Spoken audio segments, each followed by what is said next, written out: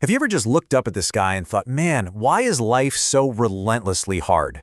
Well, today we're diving into a source that offers a highly provocative and totally unique answer to that ultimate existential mystery.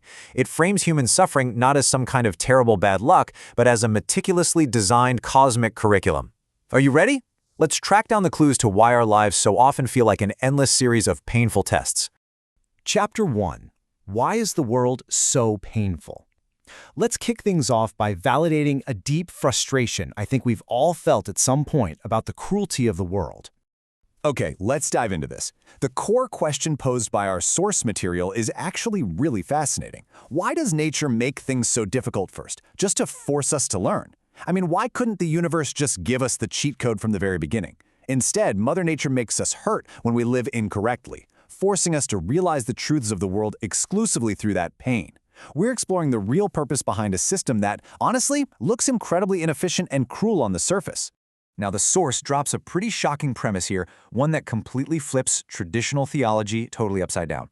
It suggests that this 3D material world we experience, and all the pain within it, wasn't actually created by some omnipotent external God. The text flat out states, God didn't create this 3D world, we did. It's a massive shift in how we usually think about our place in the universe. Which brings us to Chapter 2.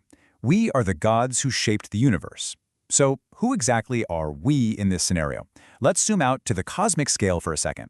According to this philosophical framework, humans aren't just mere finite mortals.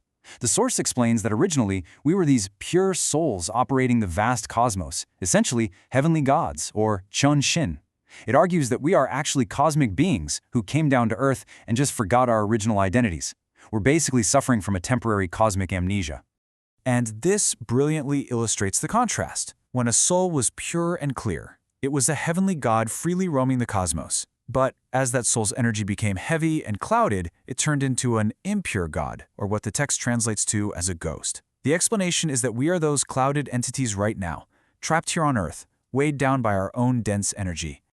Chapter 3. The Cosmic Law of 3 to 7.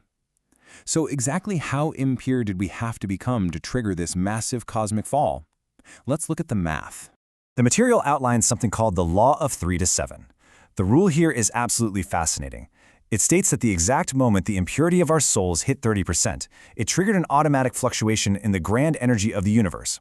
In other words, our own impure energy crossing that 30% threshold was the literal trigger that created the 3D material universe we're living in today. And a point the speaker really hammers home is that this entire process is a strict, automatic system. God, or the fundamental energy of the universe, didn't create a hell to punish anyone.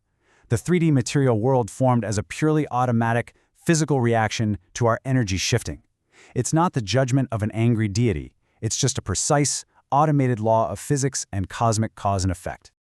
Chapter 4. A Prison Named Earth. Let's zoom back in from the cosmos to our daily reality to see why we're really here. Now, what's really interesting about this is how the speaker maps our familiar societal institutions directly onto spiritual holding cells. A societal jail, that's likened to a general prison that takes away your physical freedom.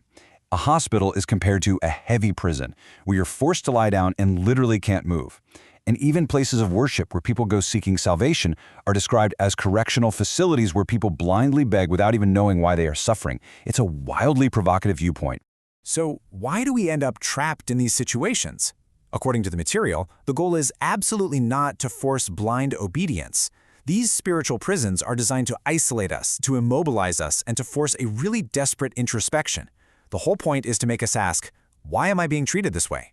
Why is this happening to me?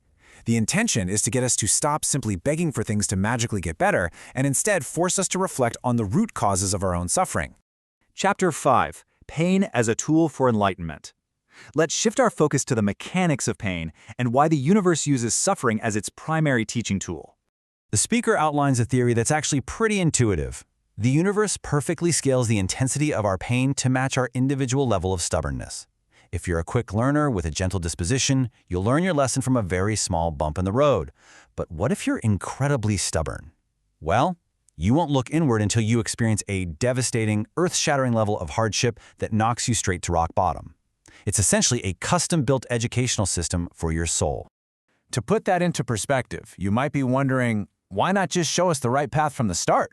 Well, the core argument here is that if we were just handed the answer sheet without any pain, we'd never truly grasp the gravity of our soul's impurity. Without that visceral, bone-deep experience of breaking out of our own shell through hardship, the soul can never genuinely evolve and return to its purest state. Chapter 6. The Real Reason Beyond Resentment. Now we move to the climax of today's explainer, confronting the deeply emotional resolution to this cosmic mystery. So, the crucial point is this incredibly raw personal anecdote the speaker shares. They aren't just theorizing from a comfortable desk. They confess that when their own life completely collapsed, driving them into the wilderness, they violently lashed out at nature, screaming curses at God and demanding to be punished right then and there. It really shows that this abstract cosmic theory stems from the absolute rock-bottom depths of human despair and fierce struggle. But amazingly, the conclusion they reached after all that desperate resentment was love. The perspective here is that this automated system driving us to the edge isn't doing it out of hatred. It's actually Mother Nature's love guiding us to awaken. The source emphasizes that the moment you truly understand these laws of nature, your resentment towards the world just stops, and you can finally walk a path where your life profoundly improves through genuine learning. It's a really fascinating lens to view the world through, right? So think about your own life for a second. Are you feeling wronged or in pain over something right now? Try applying this framework. If your deepest pain wasn't just bad luck, but a perfectly customized curriculum designed by nature to help your soul evolve, what is it demanding you learn right now? I'll leave you with that heavy question to ponder as we wrap up our explainer for today.